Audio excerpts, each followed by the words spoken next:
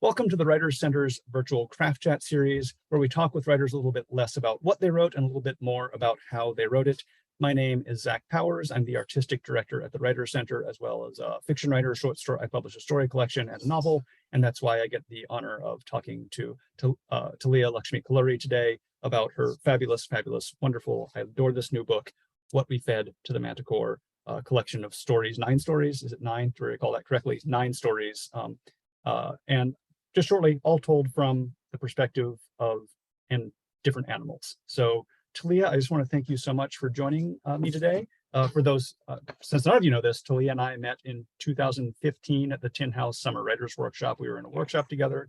So this is also a reunion for us to catch back up after a little bit of time.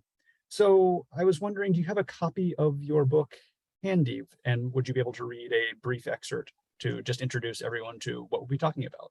Absolutely, absolutely. And I just want to say thank you so much for having me. I am so excited to be here. And yes, for everyone out there listening, Zach and I are former workshop classmates. And I am actually going to read a selection from the story that I brought to our workshop.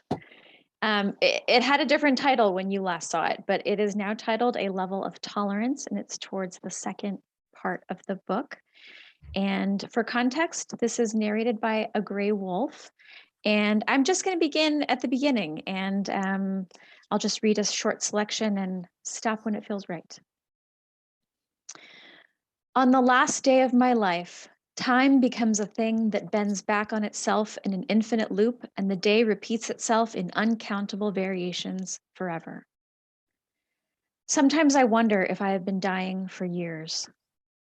The day begins. I wake in my den. The dawning light filters through the tree roots at the opening where I first began digging in summer 4 seasons ago. From where I lie, I can see the base of a few trees in our grove. I angle my head toward the opening and sniff the air. It is clean, icy. It snowed last night. I turn back to my sleeping pups. They are warm and I count them to make sure they are all still there, that their hearts are still beating. I gently nudge them each with my nose. 1, 2. I don't mean to wake them. Their fur is soft and it sticks out from their tiny bodies piled together. They're so tangled that I can only tell them apart from the shades of brown, gray, or black in their coats. I lick 2 of them on the tops of their heads. They smell like the leaves that have drifted into our den, like the flowers I find in summer. 3, 4. I have woken them. The little black one and the dark gray runt looked at me, blinking slowly. They start whimpering and sniffing the air. They wriggle together. They are looking for their uncle who has been missing for several days. He left for a rambling walk and never returned. I have promised to search for him. Today, I will go over the low ridge, along the river, and toward the road. I haven't been able to find him in all of the usual places. Not in our old family den, the one where he and I had been raised as pups. Not in the cluster of brush where we sometimes wait for bison. Not behind the ridge. I haven't seen his footprints on our route, and all his markings have become aged. Every morning, I check the snow near our den to see whether he has left any new tracks. Every day, there is nothing. I don't understand. It's as though he's been lifted out of our valley by an invisible claw. I have been avoiding the road. It's a hideous black gash that rips open my valley. It frightens me, but my brother has been missing, and I must find him. I move quietly away from my pups. For the past several days, I've sent my mate to go hunting with the pack instead of going myself. I don't want him to follow. I want someone to stay behind to provide for our pups in case I go missing too. And I'll stop there. Thank you so much. Oh, I love this story so much. I loved it when I heard it the first time. What was the original title? Because or the title, at least when I saw it, I don't know if that's the original title, but yeah, it was the original title. It was 832F, which was actually the sort of cataloging number that the wolf that I based this story on was numbered with. I have that I was going to try to find the draft and read it beforehand, but it's on a hard drive or a different computer somewhere, and I was like, it's not here, and I don't know where it is, so I did not locate it in time to do that. So just before we get to talking about the book itself, the first question we like to ask is sometimes the hardest, so let's get out of the way. Well, actually, first question is, in your own words, who the heck are you? Then the hard question. Who the heck am I? Oh, wow. I am a human, and a lifelong Californian, and a professional daydreamer at this point. That is the best profession I think anyone's declared in our question. So thank you. So the first and hard question is, what's a question you really wish someone would ask about your writing or writing practice? In other words, what haven't you gotten to speak about before? This is a great question. It's not hard. I've been thinking about this and I've been wishing someone would ask me, but I wish people would ask me. Oh, do I get to answer it? That's mine.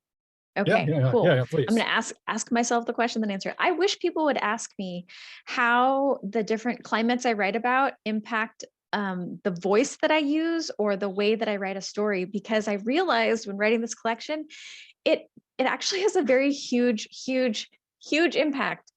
The example that I think is my very biggest example would be that so some of these stories are set in like what feel to me like cold climates. So I've got the Arctic, I've got, Wyoming during a snow season, I've got a whale in the Pacific Ocean. Pacific Ocean is very cold. And so when I set a story in this like colder climate, I've noticed that the voice becomes a lot more sort of like hypnotic and dreamlike. And I realized this most when I was working with my wonderful editor, Elizabeth DeMeo, who we kind of talked about some of the tonal differences in some of the stories. And as we were talking about which stories sounded more similar to each other, and as we worked on the last story that I wrote for the collection, which was The Whale, I realized that if I write in a cold climate or about a cold climate, I end up sort of like hypnotizing myself into this dreamlike voice. And then when I write about warm places, I feel like the stories are more grounded in physicality and like they feel more awake, more grounded in reality. So I wish people would ask me about that. And I'm so glad you let me ask myself. That's amazing. And like, I'm thinking about that now too, because I'm thinking of the polar bear and fox story title eluding me at the moment. The dog star. Yeah, that there is something of the feature, like the white landscape is almost a liminal space in terms of not having like features in the same way we think of something with a little more depth and detail. So that almost lends itself to that dreamlike kind of, has to be dreamlike because you have less to, it's only some, how many times you're going to describe that landscape in a way that's going to be compelling versus you have to enter the dream internal. Okay, I'm going to think on this. Now, this is my favorite question as well. So I'm going to think about this one for a while and see how that changes for me. So the story you read a bit from is the story that A Level of Tolerance was the story that you brought to the Tin House workshop in 2015. Was that Ben Percy's workshop? I've been a few times, and you've been a few times too. So Yes. That was Ben Percy's workshop. Yes. First of all, that was a lot of people from that workshop have gone on to publish things. You, Jenny, McFarland, who's done a craft chat with us, Robert Herbeck, who's done a craft chat with us. You, me, Amy Silverberg, I believe. Yeah. She hasn't published yet, but she has sold a book. And I know I'm forgetting someone too. Anyway, it's like there were 10 people in that workshop, and I think 60% now are on the published side of things. And other ones were great authors too, so I'm just waiting for them. Yeah. I think one of the Devin, I think she ended up going to be a Stegner Fellow maybe the year after our workshop, and then Willie, I think he's at the Mitchner Center maybe. Yeah, I saw Willie at AWP this year. Yeah, so I've seen Willie. That's right. Quite a workshop, right? That was a great experience. But speaking specifically of the story, A Level of Tolerance, I'm interested in its life cycle, since I was a part of that life cycle, a small part, not claiming much, but a little bit of part of that life cycle. So how did it go from an idea to what I saw and what we saw in the workshop in 2015 to the version, I think it was published in the Southern Humanities Review, to the version that was then published in the book? What was the life cycle of the story? Because I think that's an interesting thing for people who maybe don't know how that process can drag on from before 2015 to present day. Yeah. So it started really with the obituary of the real wolf, and I was very felt personally very affected by that. So this is a little context on the wolf, is that in Yellowstone National Park, there are these like wolf packs that have been part of kind of the restoration of the gray wolf population. And there are a lot of people who are fans. You know, they will go out to Yellowstone with a bunch of camera gear, and you can take like a wolf watching tour, and you can take pictures of these amazing, amazing, amazing animals. And but outside the park, it is legal to hunt if you have a permit. And so this wolf, 832F, was like a famous, famous wolf. Her other name was the O6 female. So people would travel from everywhere to see if they could get a picture of her. She, you know, she solo hunted, and she was just very, very powerful. And she was part of a breeding pair for the pack she was in. So she was the alpha female of that pack. And she wandered just outside the boundary of the park one day, because if you're a wolf, you don't really pay attention to human maps and so forth. And so she was killed by a hunter. And there was such an outcry against her, the fact that she had been hunted, that the person who did hunt her did not reveal himself. He was very, or I'm assuming it was a man, but was unidentified. And she was given an obituary in the New York Times and an Outside magazine and a couple of other venues. And I came across it, and I just sort of felt like I was like punched in the heart. I was very moved by it. And so I started researching her, and I started learning more about her. And I wrote the story because I wanted her to have an opportunity to understand what happened. And so I wrote a story in a time loop that would give her more than one opportunity to observe her circumstances, and to go through the experience and learn something. And so I started that with this idea of like a wolf who was ensconced in her family and living her life, and a hunter who was identified, and how he's sort of this like specter that haunts her as she tries to escape the time loop. And so I wrote that shape. Really, that's the shape that I wrote into, and that's the story I brought to the workshop. And I think that, like, in terms of the variation from the workshop version to what was in Southern Humanities Review, a lot of it had to do more with like grounding in place, making things clear in terms of movement through the landscape, and making sure the environment was rendered very richly. And in that version with the Southern Humanities Review, she survives, and she goes through the time loop enough to learn that she's being hunted, and she walks away. I'm probably spoiling the story for everyone, but the interesting thing is that in the intervening years between when it was published in Southern Humanities Review and when I was working with Elizabeth at Tin House for the story, the hunting of wolves changed. There had been like a moratorium on hunting wolves for a period of time, and then they were allowed to be hunted again by the time we were finalizing my collection. And as I was working with Elizabeth, we talked about a natural ending for the story, and Elizabeth identified a natural ending point that was earlier without her escaping the time loop. And it really did feel right, because the landscape of wolves and whether or not they are going to remain protected changed since I wrote an earlier version of the story. And I thought that that was an important feeling to convey, was that she starts to see what happens, but can't escape it. So yeah, the life cycle was partly driven by the politics of wolf hunting. So thinking of workshops specifically now, what do you look for in a workshop setting? And then how do you sort of assimilate what kind of feedback you receive in a workshop?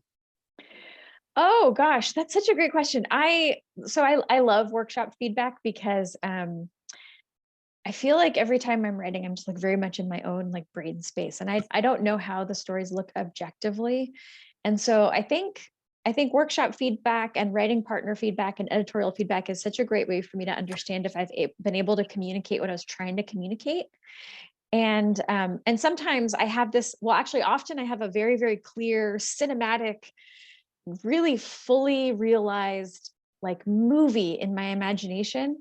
And I forget that like I'm, I'm the only one in here and the readers are not joining me inside my own mind. And so I have to make sure that I convey all of the things that I see and I feel and I'm imagining. And workshop feedback, writing partner feedback is basically the best way for me to find out if I've actually done that. So oftentimes I'll get feedback where someone will say like, this, I cannot figure out where physically your character is, or I don't understand why they did this. Sometimes people will tell me that they're having a hard time believing that an animal would describe something a certain way. So then I might adjust how I'll phrase something. I might use this technique that I learned from Anthony Doerr called defamiliarization. So describe it as though it's new. And then, sometimes feedback will be kind of oriented in a way that I don't quite agree with. And sometimes I've learned that it's okay to let some feedback rest without me doing anything with it. That was my next question. I think this is maybe even more important than what you take from a workshop is, what do you generally ignore in a workshop? What kinds of advice aren't helpful to you? And I think that's just as important for someone in a workshop to learn is, first of all, I always point out that if you're in a workshop, sometimes the most heated points have two factions on either side of the heated point. So you split the room on the heated point.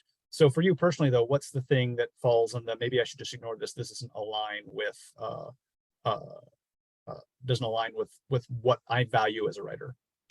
Yeah, I think that like anytime someone tells me that like an approach is just not possible, I usually think that means that maybe they aren't the right audience for the story. So if someone says like, you cannot narrate from an animal point of view, and I've received that feedback before, I usually just let those rest without doing anything with them, because I think that if someone says you can't write from an animal's point of view, that just means that animal narrated stories are not to their taste maybe, or to their preference, and that maybe it's not for them, and maybe they'll change their mind. But I don't worry too much about feedback that says can't, because at the end of the day it's fiction and I'm basically making everything up, and it's you can write whatever you want. It really depends on whether or not your reader will believe you.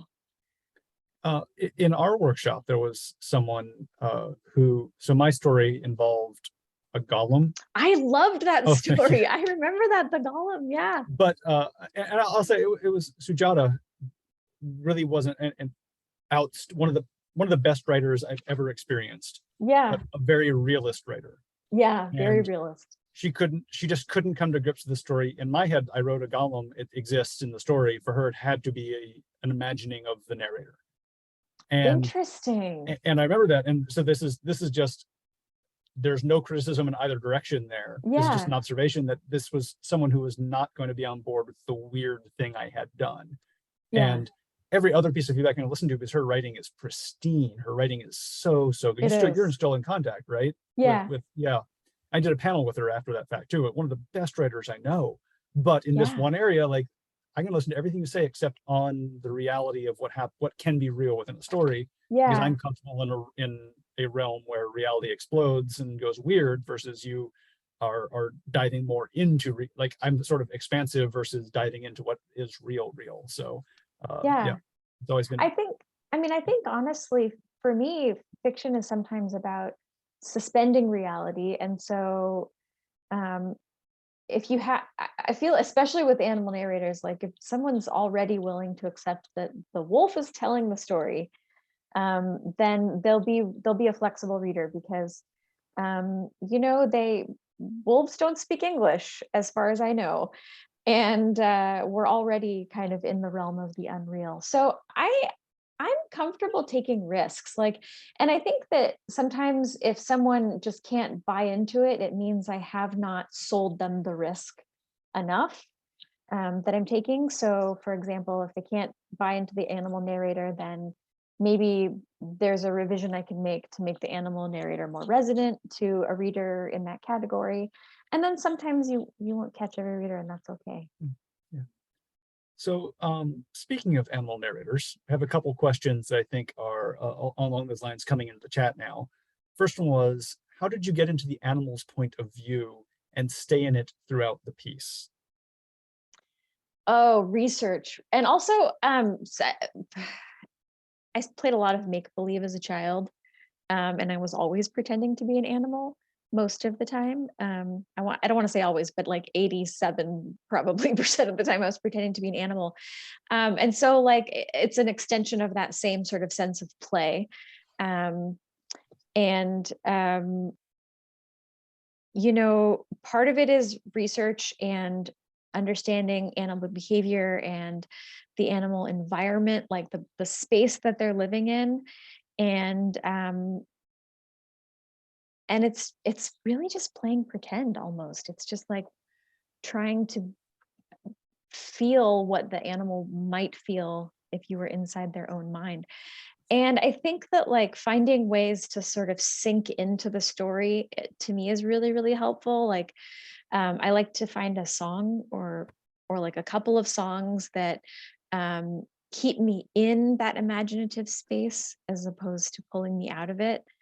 Um, and it's hard to know what will do that, but there's often something I can find that will just, if I play it on repeat over and over again, it feels like it contains me inside the story. So, I mean, I like the idea of imaginative space, and I wanted to follow up on that with a couple of my questions real quick, which is, um, in the author's note at the end of the book, you mentioned you wanted to distance yourself from your own human perspective. And I find that, I mean, that's sort of like why I want to write Yeah. ever. Yeah. That's my fundamental to my writing, and I don't think that's the case for everyone. I Yeah. think that it's reflective of how I process the world is by that distancing. And that Yeah. was interesting. And you're like, so what does the distancing look like for you, and how do you achieve it initially? Is it this just straight daydreaming, or is there any straight daydreaming, or is there anything beyond that sort of process that you do intentionally or naturally that it facilitates that process of distancing yourself?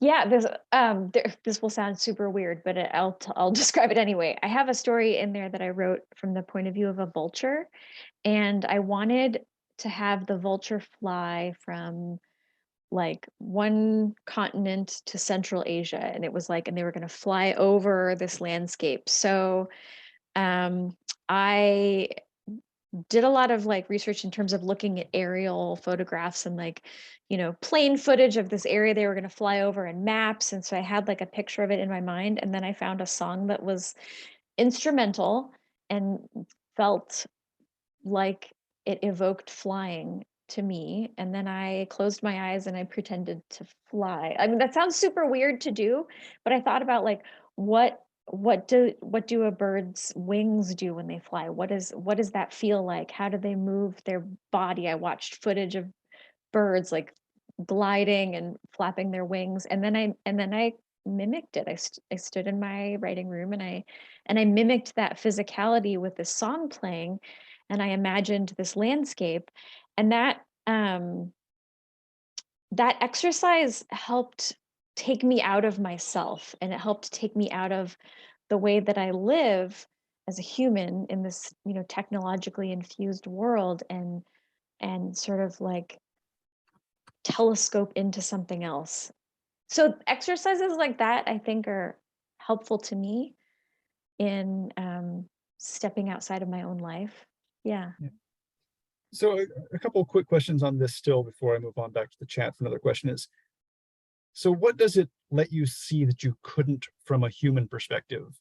And part two of that, I think, really essentially is, and I think maybe when people dismiss like the weird writing or the writing from a weird perspective or the abstract or absurd writing, how does the non-human show you the human in a new light or reveal something about the human? Because I don't think the reason that I don't think that I do think that the goal is always to get back to being human. It's just a roundabout trip instead of the direct trip. Yeah. And I mean, I guess it begs the question, like, what is human, right? Like, I think that like there are all these questions and new research into animal consciousness, and I was having a conversation with someone else about this recently, about the idea of humanity is, um, we imagine ourselves to be unique in our ability to have rich inner lives and complex emotions, and perhaps it really isn't that unique.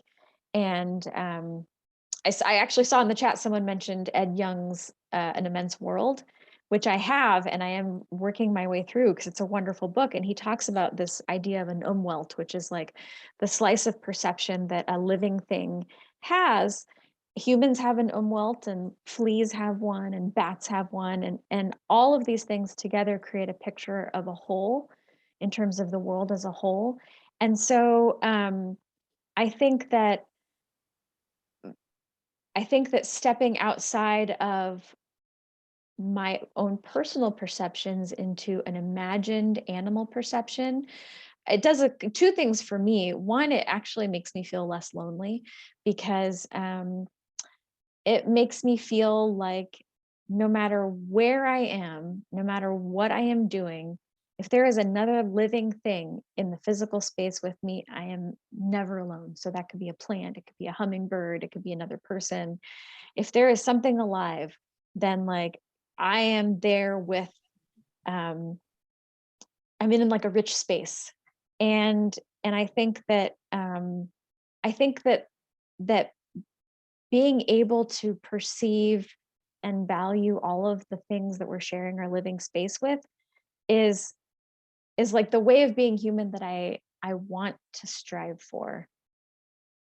I'm not sure if I answered your question.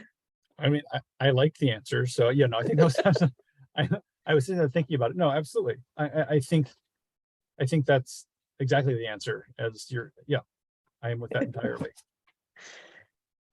So Ron in the chat and me here on my sheet of paper had some questions about research. So I'm going to go to the topic of research. So at the end of the book, one of the things I loved, which isn't necessarily common in fiction, is that you listed the books and sources. You listed sources and inspirations for most of the stories in the book, and it could be one or two things to 4 or 5 in terms of things that you were reading or referencing or thinking about when you're writing stories. So how does research come into play when you're crafting these stories? In the words of Ron, was wondering what kinds of research you do to help imagine animal worlds. So what is this sort of initial research process like for you? Oh, it's ongoing. So I usually start, so most of the time I'm inspired by either like an animal category, like a kind of animal, or a specific story I've read about an animal going through something. So in the case of the wolf, that was a particular wolf, and she was hunted. In the case of the dog star is the brightest star in the sky, I just wanted to write about polar bears, and I wasn't really picky about which polar bear. But I always start with research about the animal's general behavior and the environment that they tend to live in. And I like to know, at the very minimum, a basic sense of what their senses might be. So I do like to know if they see color, and if so, what colors are they able to see? What's their general behavior in terms of feeding, waking, traveling, that sort of thing. And then I write the story.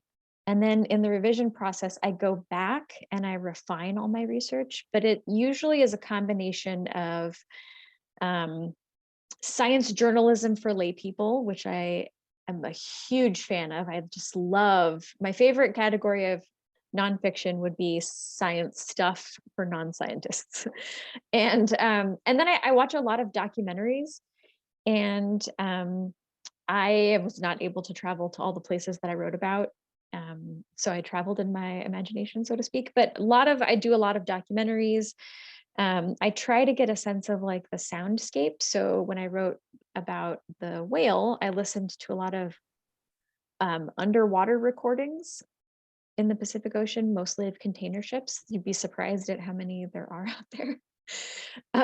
So it's a combination of soundscapes, documentaries, journalism. There are a lot of wonderful books out there that talk about just enough animal perception or animal behavior or new developments in wildlife research that most of the time I was able to get a really good sense of what I was looking for. So it's all of the above. And it's ongoing, and it all the way through the revision process. I'm doing things like checking, did I get the season right? One of the things I was most concerned about with a level of tolerance when I was revising it for the Southern Humanities Review is I was very worried that it would not be possible to have snow and wolf pups at the same time, because pups are born in the spring. Is there snow in Wyoming in the spring? It turns out there usually is. So they can cross over, but that was like a big, I was very relieved to find that out. Yeah, but I wrote the story and then I was like, oh no, did I get the seasons right? And so I spent a lot of time researching Yellowstone weather patterns and historic snowfall. And this is why I love the internet, though, because there's so much available information out there, that it was a lot of fun. Yeah.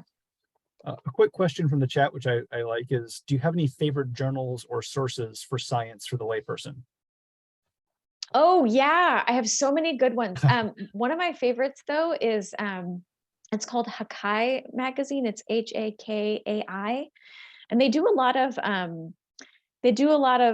sort of like ocean-based journalism, and there was a great article I read about polar bears in that one. They do a lot of wonderful whale studies.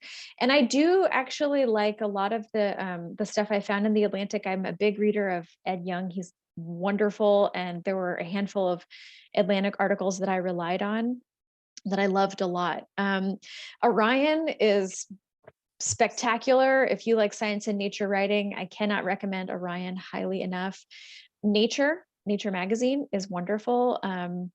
If you want imagery that is really, really inspirational, or imagery that's very striking, and you want to see a lot of natural world photos, like National Geographic is another one that I enjoy a lot, especially for the photos. So those are some big ones. Great, thank you.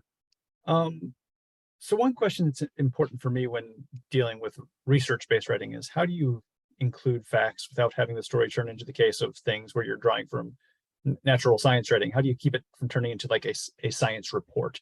How do you incorporate this in a narrative story, in a piece of fiction, and something that is a piece of art writing, that is a piece of narrative?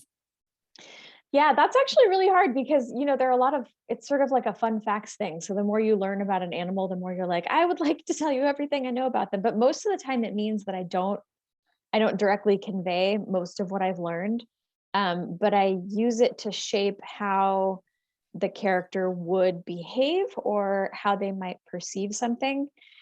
So that's the way I do it. I hide everything I've learned in the way I world build.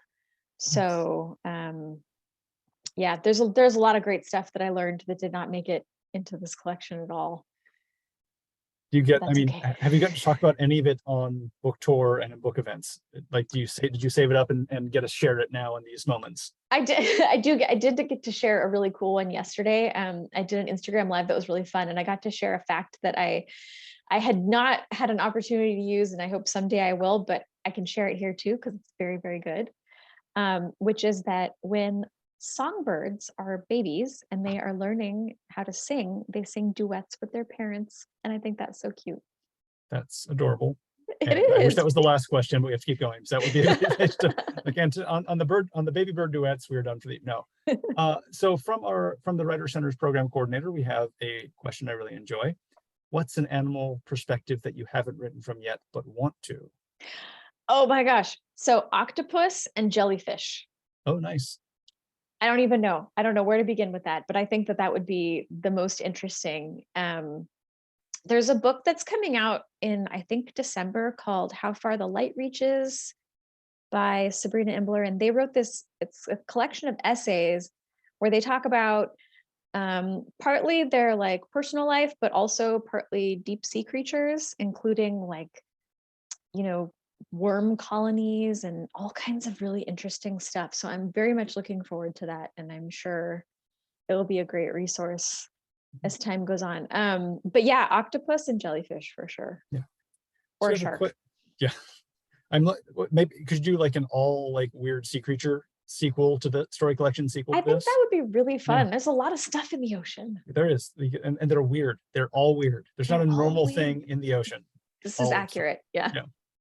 So the next question is about the workshop life cycle and maybe Tin House Summer Workshop specifically. And I think the question maybe gets more specific than what was the truth of how we applied to Tin House, but how in your application did you present the state and plans on this collection of stories, and how perhaps that artist statement or project plans changed from back in 2014, 15 to closer to publication? I'm not sure that you had planned a full book at that point, but maybe you did. I don't know. Maybe it's a question I should ask. So I probably around like the second or third story, I was like, yes, I am writing a collection, so this was my third. Our workshop was my third time there. And I'd written a handful at that point, and I think I'd written 3 or 4 maybe at that point, and I knew I was writing a collection, but I'm also very slow as a writer. Like, I take my time. So I didn't think that I would have anything ready to, like, say, pitch to an agent or anything at that point. But I probably did say, I'm trying to remember, I probably did say I'm writing a collection narrated by animals. And I don't think I went any deeper than that because I wasn't sure if it mattered. I just, I probably just said that I was writing an animal narrated collection. It's interesting. Like, I've sort of like had different opportunities to describe this project before I finished it. And each time I tried to, like, articulate what I was doing, I got better at describing it to myself, which helped me plan it better. But part of it kind of came together organically. I was writing animal narrated stories and I liked doing it. So I just kept doing it. And then eventually I had several. Yeah. Yeah, that's great. So another question from the chat: is there a story in this collection that's closest to your heart? And if so, why? Oh, that's a great question. Mhm. They all are, but they're all for different reasons. It's funny when lots of my friends, almost everyone I know is writing human books. And so many of them are asked, or it is assumed that the characters are them. And most people are not assuming that my characters are me, but the truth is they all are. Like, every single one of them has, like, large portions of my personality just sort of shoved in there, and it's just different aspects. So they all feel personal for different reasons. And it's hard to say that there's one in particular, but they all feel very, very personal, because partly is, I found that when I was writing from an animal perspective, I was able to be, like, a lot more free in expressing emotional content that is, like, a lot harder for me to get out when writing as a person. So for some reason, having the filter of an animal voice was very liberating. Mhm. So this next question from the chat, I'm not sure if it's actually a direct question or if just a general, like, rhetorical out into the ether question, but I love it, so I'm going to share it. And what if we wrote about humans the way we write about animals? That would be kind of fun. Yeah. I mean, I feel like that there's something even deeper there, which is that research inhabit other space kind of, I don't know. There's something Yeah, there. like observing humans in the way that we observe animals, because I don't know, maybe that would make us more reflective, self-reflective. I think that would be interesting. It's another question from the chat, and one that I would like to ask as well. So do you have any fiction touchstones, books or authors that you feel be part of this same effort to center the non-human? Oh, there are so many good ones. So the old school classic is Watership Down, which I love so much. But Memoirs of a Polar Bear, if anyone has read that one, I think it's amazing. It's by Yoko Tawada, and so she wrote it originally in Japanese, and then she translated it herself to German. And then I think the English translation might be, I don't know if it's translated from Japanese to English or if it's translated from German to English, but in any case, love that one. It's 3 generations of a polar bear family, and every chapter is relevant to one of those polar bear generations. And then The White Bone by Barbara Gowdy is about elephants, and all from the elephant perspective, and it's covers like their culture and their matriarchal society, and it centers on one elephant named Mud and her life. She's orphaned, and then she is adopted by another herd, and it covers her life and the life of her loved ones, and that one is so amazing. Those are the three really big ones that I would mention now, but there are a lot more animal books that are coming out these days. I'm so excited to see that. I mean, it's not an animal book, but a book that when you're talking about your research process and occasionally like reading a popular science piece on something that inspired you to story, I was thinking Cosmic Comics by Talia Lakshmi too. Yeah. Which is all the stories literally begin with a quote from a science journal, and then he personifies whatever physical thing is discussed. This is almost all physics in those, maybe some chemistry, but like it's all physics, but the same thing. It ends up personifying the concept of the physics in that story. So that's awesome. Yeah. I love that. Go back into the chat here. I mean, was there anything like from Don is asking, why did you select animals to narrate your stories? Why that theme? And where did that come from? So I don't think we've actually covered that yet. Like, what was the origin of the first animal story and how that become a thing? Yeah, so I've always had an interest in animals, and I had written one animal-centered story several years before I started this collection. But the oldest story in this collection was an earlier version of The Hunted, the Haunted, the Hungry, the Tame, which is narrated from a sled dog perspective. It was originally written in the first person, and I figured I came up with this story at the dentist.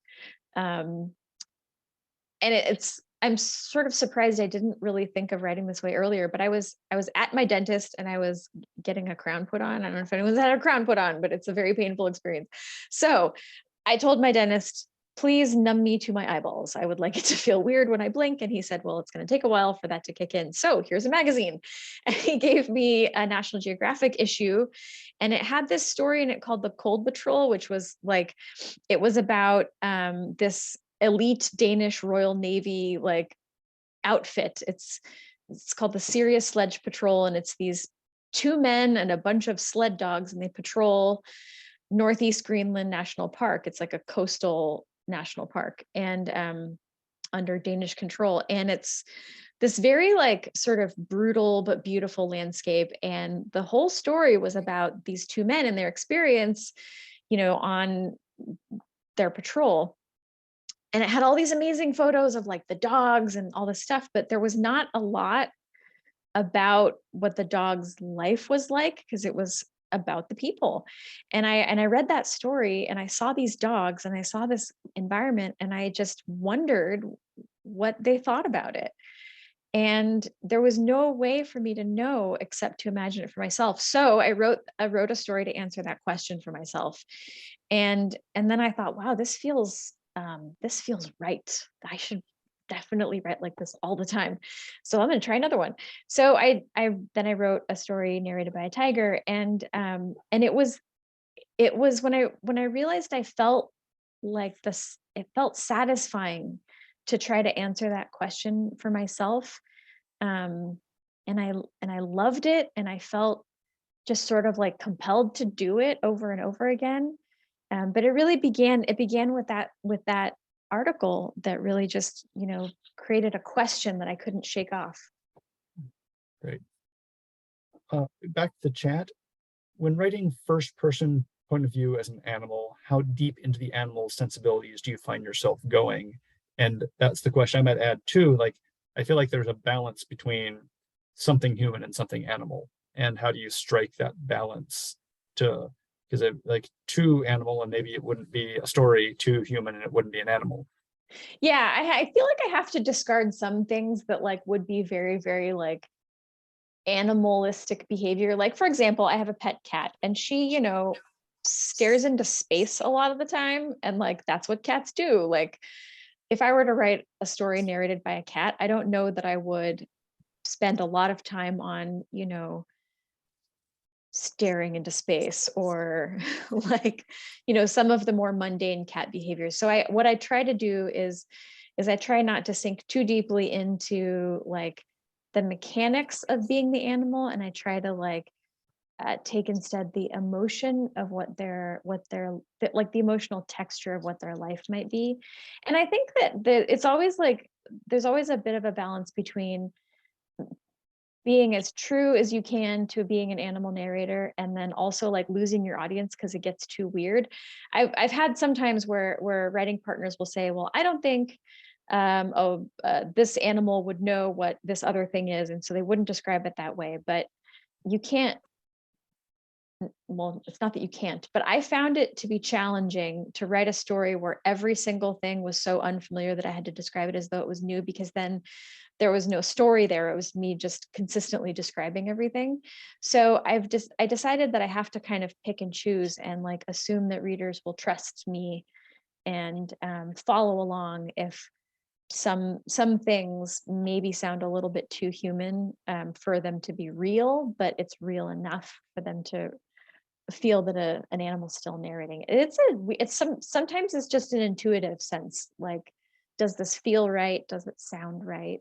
That kind of thing. I love that point too, because I feel like it's that sort of contract with the reader. Like, Yeah. and we talked earlier about not everyone is the right reader for every story, and that's fine. Not, you shouldn't like everything. You Right, have right. taste, and it's individual and it's personal, but you're sort of, you you're coming from an animal perspective, and there's some shedding, some suspension of disbelief immediately. And how far can you put that suspension in terms of implanting the human into the animal? And that's, or into, in talking about Calvino's cosmic comics, into a subatomic particle. How much Yeah. humanity can there be versus how much of the object that is not human, or the animal that is not human, or the thing that is not human? And I think that's the whole calculus of writing this type of story, is finding that balance and making it work. Yeah. And that's kind of the fun part too, because I think that you can tell as you're writing it, you can tell when it feels real, and you can tell when you've hit that right balance. And sometimes it feels very magical. I know when I read, for example, Yoko Tawada's Memoirs of a Polar Bear has a great section that has, a polar bear have like a realization of like the self. And the way she wrote it was just this, oh, it's so beautiful. It's like, I cannot recommend that book enough. It's a magical moment because you have this narration and suddenly he understands who he is, and like has a sense of self, and you can see the characters like consciousness develop. It was really, really wonderful. Great. One thing I want to, we have a little time left, so I have, like, one thing I wanted to cover was, I really love the way these stories begin. There's a great sense of beginning in all the stories, but one technique used, I think, several times throughout the book was sort of maybe counterintuitive to my impulse, and maybe the impulse that is taught in workshops, which is, we talk about hooks all the time, the hooky phrase, the hooky idea, like grab them with the first sentence kind of Yeah. thing. And I think we oversell that sometimes in workshop settings and discussions of creative writing. And I think there's a couple stories that maybe save the hook for the second paragraph, like the super hooky element. And I mean, just starting with the first, and I think I noticed it was the first story, like, wow, I love this first paragraph. I love it to death. And then there's this just like absolute killer hook in the second paragraph to pull me in. And so you've won me over before you hook me. And that was such an interesting technique. So I won't talk beginnings. I'm just going to share the first two paragraphs of The Good Donkey, which is, I'm not pleased. Paint is dripping down my hoof and the colors are muddled together. I shouldn't complain. I agreed to it, of course. Hafiz is putting together a zoo and he asked me to be the zebra. Like, a lot of writers would put that second thing first, but instead I had this visceral experience of being painted going first. So how do you just broadly think of beginnings, and what makes a good beginning, and what makes you, what draws you in as a reader, and what you want to draw in a reader with? I think that's such a great question. And I think that's another intuitive thing, but I also think that, I mean, I've heard the same advice that you've heard, which is you want to hook the reader. And people often talk about, put them right in the action. and all of those things. And I think that for a lot of stories that works really, really well. And in the sense, I mean, the donkey is in the middle of the action, he's being painted. But I also think a lot about some of those more old school, like traditional storytelling techniques, like Once Upon a Time. And I like the idea of like introducing people to the fact that they are being told a story. And so um, sometimes I think that's a nice way to begin, because to you're asking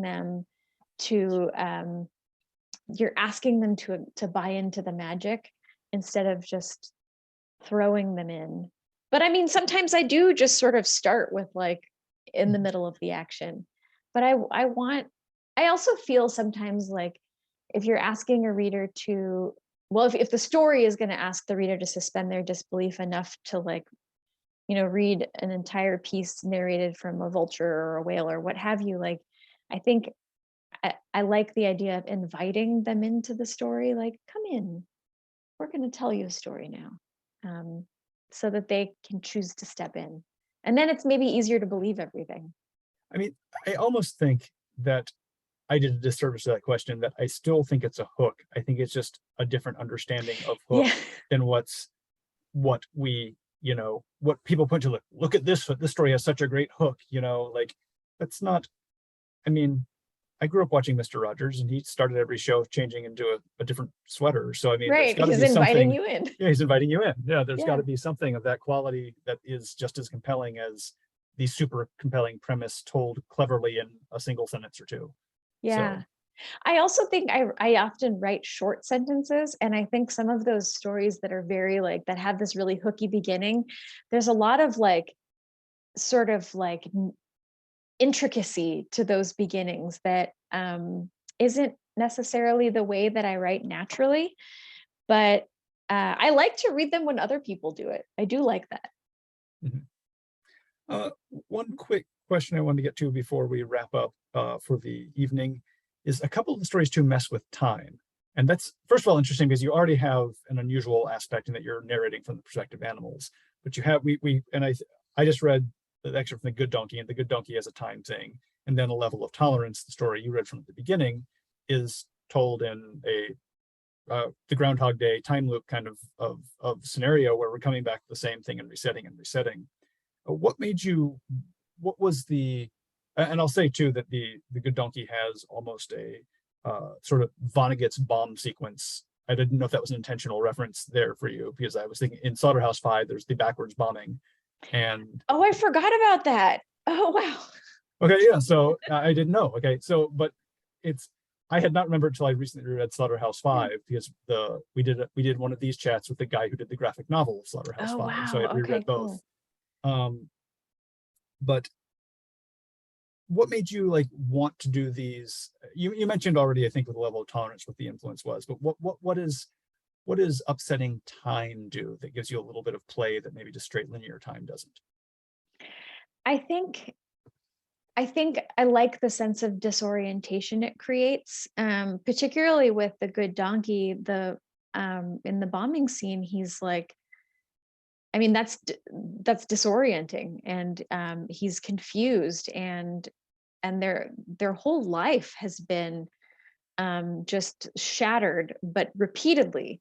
And I think that what I wanted readers to feel disoriented, and I think that having it go backwards. Also, the other thing too is that um, when a person suffers something that is tremendously traumatic, um, I imagine that lots of people wish that they could undo it, whatever it is, whether it be massive, like large scale trauma or a small scale trauma. I think that a lot of people wish that it could be undone, and so like as the donkey has experienced this, he's like at the same time wishing that it could be unwound.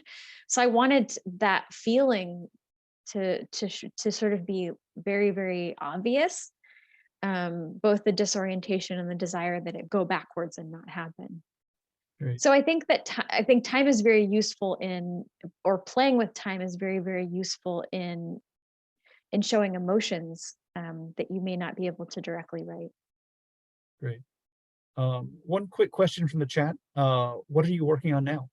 I'm working on a novel, but it's very early days. I'm working on writing the first draft. It's also animal oriented, and it's kind of asking questions about, like, I kind of want to interrogate the idea of like zoos and animal captivity. So it's set in an abandoned zoo.